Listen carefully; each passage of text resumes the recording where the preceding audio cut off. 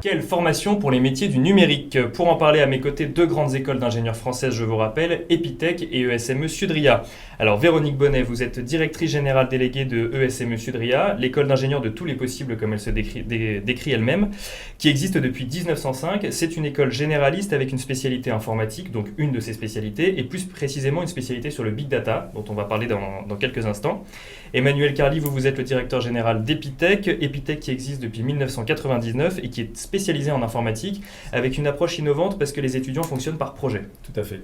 Alors on va essayer de comprendre ensemble comment on forme des étudiants capables d'amorcer, d'accélérer ou de soutenir la transformation numérique des entreprises. Et déjà, première question, quels sont les nouveaux métiers créés par cette transition numérique? Ça, c'est une large question parce qu'on a quand même du mal à définir. Aujourd'hui, les technologies sont en évolution et créent des nouveaux métiers systématiquement.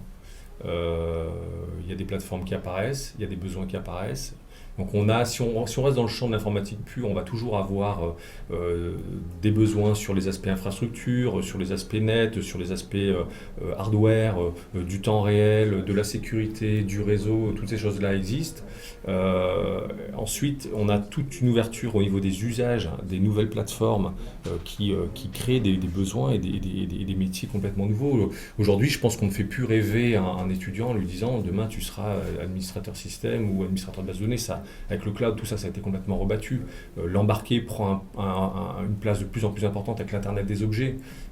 Donc, ça évolue dans tous les sens. Ce que vous me dites que c'est des métiers qui évoluent et qui continuent à évoluer, donc en on fait, ne peut pas vraiment les définir. Tous les métiers sont modifiés en fait, par la transition numérique.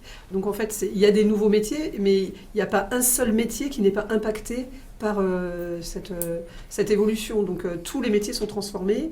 Évidemment, il y a des nouveaux métiers qui apparaissent, mais nous, notre objectif, c'est de former aussi des gens qui vont pouvoir accompagner la transition, y compris dans des métiers, des entreprises qui existent déjà, qui étaient basées sur d'autres modèles.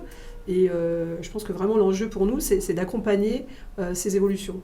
Et alors, vous discutez avec les entreprises, est-ce que vous identifiez des nouvelles attentes en matière de formation de la part des entreprises ? Il y a un champ qui est important aujourd'hui, qui tourne tout autour de ce qui a été défini par l'Union européenne, par le e-leadership. C'est-à-dire qu'on a la question de la compétence, on a aussi la question de l'attitude et de la façon dont les étudiants, dont les expertises vont se fondre dans l'entreprise pour créer de la valeur. Ça, c'est un vrai sujet. Donc, aujourd'hui, on évolue typiquement sur Epitech. On est passé d'une école qui était très experte, qui est toujours très experte, mais on rajoute dans l'école des temps qui vont permettre aux étudiants de rencontrer des entreprises, de travailler sur la partie horizontale de l'arbre de compétences, donc plus l'ouverture, la capacité à échanger avec la personne du marketing, avec la personne du commerce, et avoir une vision beaucoup plus transversale des besoins de l'entreprise. Il faut absolument qu'on casse ces silos. En fait, ces besoins-là. Tout à fait. Il faut casser ce qu'on trouve encore aujourd'hui. Ça n'a pas été fait correctement parce que c'est la faute du mec du commerce qui n'a pas formulé correctement. Non, il y a des équipes qui sont là pour résoudre des problèmes. Et la résolution de problèmes, c'est l'association de plusieurs compétences pour arriver à la réalisation du produit. Et alors, on parle de transition numérique. Si on reste en France, la transition numérique, on peut dire que les entreprises ne l'ont pas toutes amorcée de la même manière. Elles ne sont pas toutes au même niveau de transition numérique. Comment est-ce qu'on forme des élèves qui sont capables en fait, de s'intégrer dans ces entreprises finalement au profil très différent ? C'est effectivement en leur donnant la capacité de comprendre l'environnement, d'avoir cette vision transversale dont parlait Emmanuel.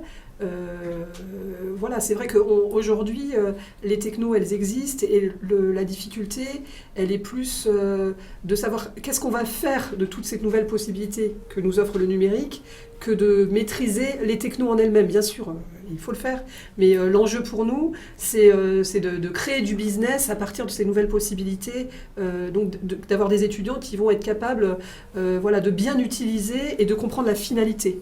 Donc vraiment, je pense qu'on est exactement dans le même enjeu, de connaître la technique et de la maîtriser, mais quelque part, ça, c'est une étape qui est déjà jouée, où c'est pas là qu'est l'enjeu. L'enjeu, c'est, et je pense que c'est pour ça qu'on travaille beaucoup aussi sur les finalités, le médical, la transition énergétique, il y a tous les secteurs sont touchés, et donc comment cette transition numérique, elle va permettre de résoudre des nouveaux problèmes et de créer de la valeur.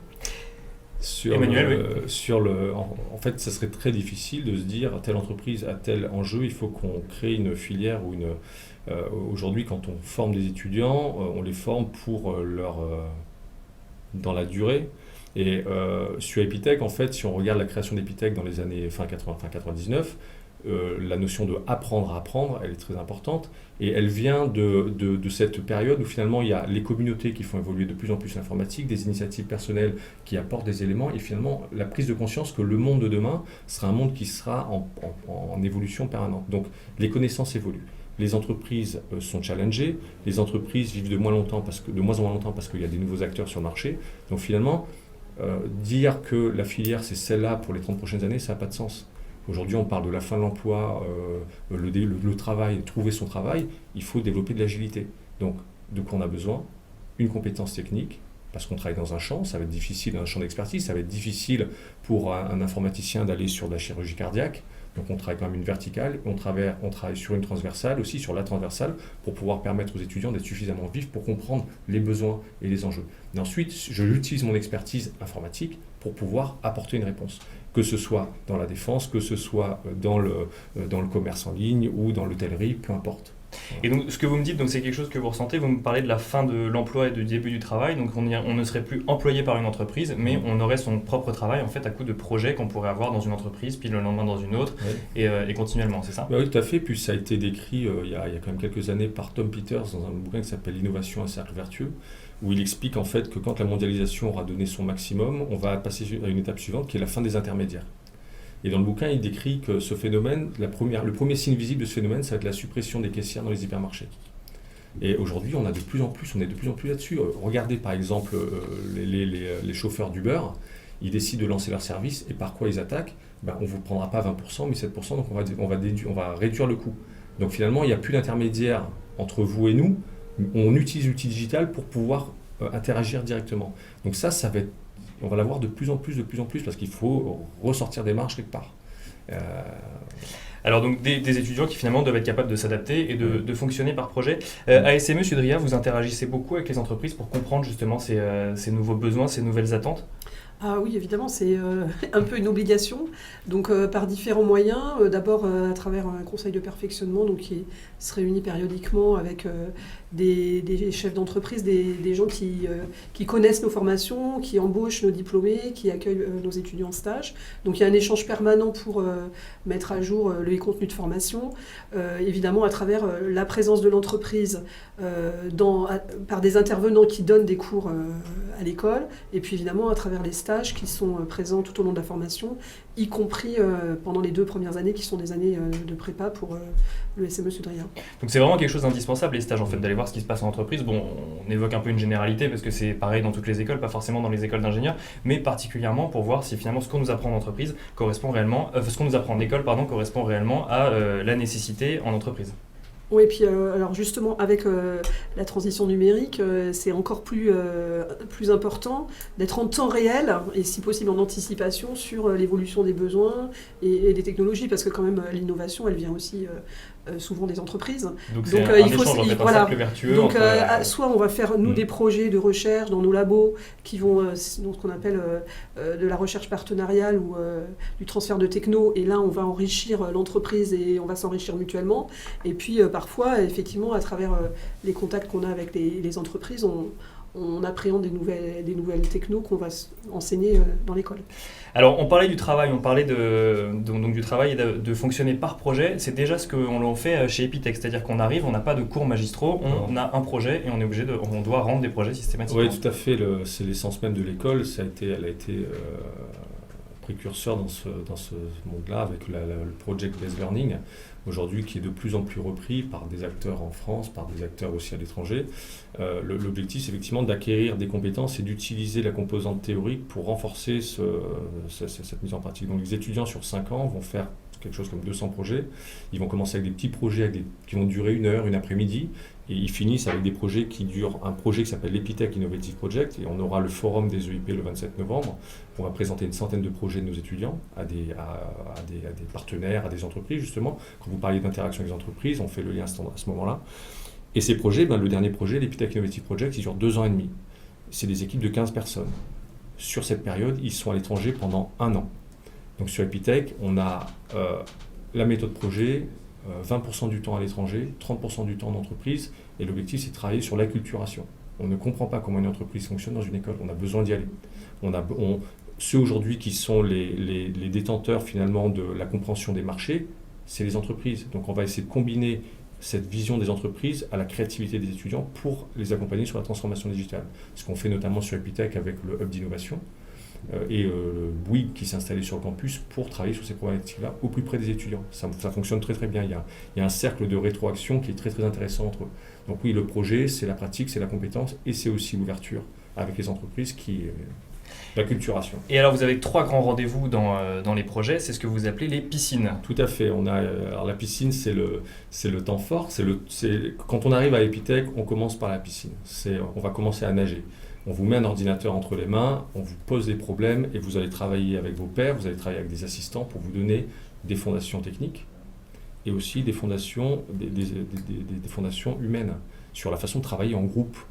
J'ai un problème, est-ce que en interagissant avec mon père, je peux trouver la réponse. Voilà, il ne s'agit pas de savoir coder ou de savoir développer, il faut également savoir discuter pour arriver à le code est important puisque c'est quand même notre verticale. Donc effectivement, pour passer les étapes à Epitech, il faut démontrer des compétences. Donc en début d'année, on a une piscine qui met les fondamentaux. En fin d'année, on a une piscine qui s'appelle la piscine de synthèse. On va vérifier que les étudiants ont les compétences pour passer à l'année suivante.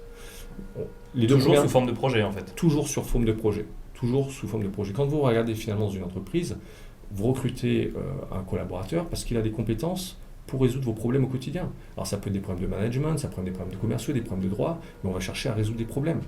Donc effectivement, on les met dans un mode où ils vont fonctionner avec une quantité de projets qui est quand même phénoménale, 200 projets sur 5 ans, avec des projets qui sont compliqués, et à travailler en équipe, et ils acquièrent comme ça ces compétences. Et la pédagogie par projet apporte ça, et la théorie vient renforcer le tout.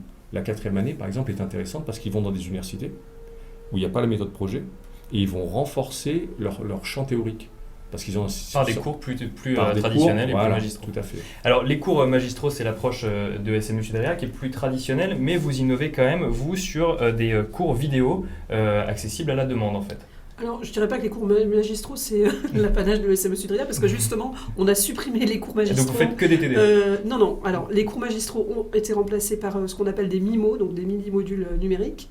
Donc, effectivement, je pense que le cours magistral, franchement, très rapidement, ça ne va plus exister. Il y en a encore quelques-uns qui traînent par-ci par-là, mais je pense que c'est bientôt la fin. Donc, effectivement, à l'ESM Sudria, ces cours magistraux qui existaient sur les matières comme les maths, la physique, l'algorithmie, ont été remplacés donc, par des cours numériques.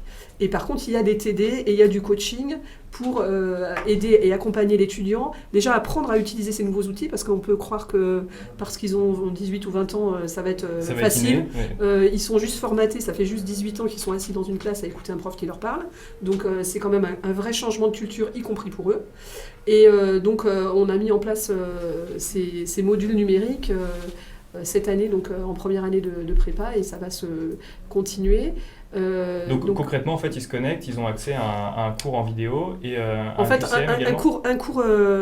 un cours magistral va être remplacé par 3 ou 4 modules qui durent chacun 10-15 minutes. Donc une notion égale un module vidéo.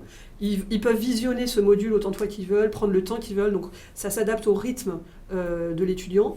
Et à chaque étape, en fait, ils ont des QCM pour évaluer est-ce que j'ai compris, est-ce que j'ai pas compris. Et quand ils ont fini le module, on leur dit là maintenant, est-ce que tu es prêt? Maintenant tu t'évalues. Et là, ils ont un QCM qui donne lieu à une évaluation comptabilisée chez nous. Ça présente vraiment plein d'intérêts.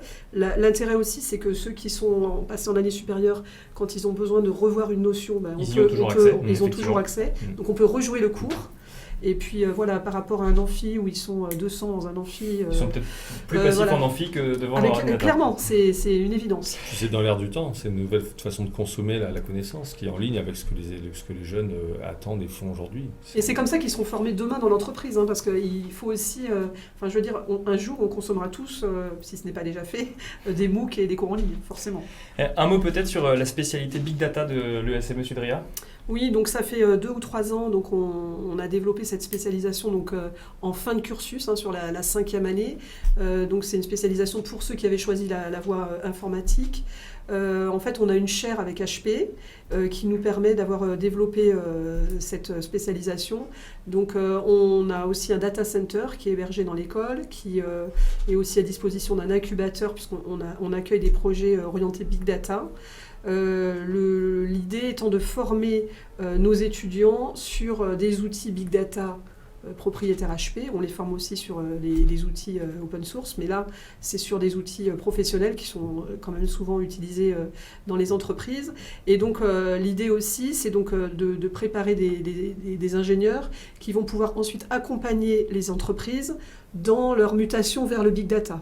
Puisque, en fait, en gros, aujourd'hui, il y a pas mal de startups qui se lancent sur ce domaine, parce que quand on maîtrise ces outils, on peut créer du business. Et puis, il y a les entreprises qui existent, qui ont des bases de données, mais qui aujourd'hui commencent simplement à les utiliser avec les outils big data. Les plus gros consommateurs de nos diplômés dans ce secteur aujourd'hui, c'est le secteur bancaire. Et alors, si on regarde maintenant d'un point de vue beaucoup plus général, dans l'ensemble du monde, vous qui êtes à la tête de 2 écoles d'ingénieurs, comment nos ingénieurs ou nos étudiants ingénieurs sont vus ? Sur le digital, sur le numérique, ils performent très bien. Je pense qu'on n'a même pas besoin de le dire. Aujourd'hui, les réussites des entreprises dans lesquelles il y a des ingénieurs, des techs français, aux États-Unis, on en a pléthore, même partout dans le monde. On a la chance d'avoir en France, la France est un pays pour moi d'infrastructures. On a des superbes infrastructures, des systèmes d'éducation qui sont là depuis très longtemps. On a des infrastructures techniques, on a tout ce qu'il faut. Et effectivement, ils réussissent très bien. Donc, moi, j'ai pratiquement en 4e année, j'envoie tous mes étudiants à l'étranger. Ils sont une grande partie à vouloir rester à l'étranger. Voilà. Oui, c'est ça. En fait, je pense qu'il y a un vrai mouvement. Aujourd'hui, on est à plus de 20% des diplômés qui vont commencer leur premier job à l'étranger. Je pense qu'on est juste au début de cette histoire-là. Voilà. Donc on en revient à ce qu'on disait tout à l'heure. En fait, on a des ingénieurs performants, mais on n'a pas encore les grands acteurs en France qui permettent de les attirer. C'est une question de culture. Je pense que pour moi, la France s'est construite sur les grands chantiers, avec un vrai poids de l'État sur les directions à prendre. Aujourd'hui, avec toutes les actions qui sont en train de mener, même si elles sont impulsées par l'État sur la French Tech, sur tous ces éléments, les choses sont en train de changer aujourd'hui. La dynamique entrepreneuriale, je le vois sur Epitech avec les projets, on fait des événements dans l'école, on est capable de faire venir plus d'une centaine d'entrepreneurs dans l'école pour acculturer les étudiants. C'est une vraie lame de fond qui est en train de démarrer. Et on a une vraie culture scientifique, on a une culture de l'excellence, on a une culture de la qualité en France. On a peut-être effectivement démarré un petit peu plus tard parce qu'on a une culture industrielle qui est forte. Peut-être qu'on va plus se focaliser sur le nouvel Airbus que sur la nouvelle Technosoft, parce que historiquement, on a toujours considéré que l'informatique, c'était un moyen et que tout le monde était en mesure de le faire. Aujourd'hui, c'est en train de devenir tellement compliqué que il faut quand même un peu de temps pour faire de l'informatique. On n'apprend pas à ce métier-là en 3 semaines. C'est un mythe, ça. Donc aujourd'hui, il y a une vraie dynamique, il n'y a qu'à le voir. Il faut que le bébé grandisse. On travaille. En espérant qu'elle continue. Merci Véronique, merci Emmanuel. Vous restez avec nous et l'on passe tout de suite au pitch de la semaine.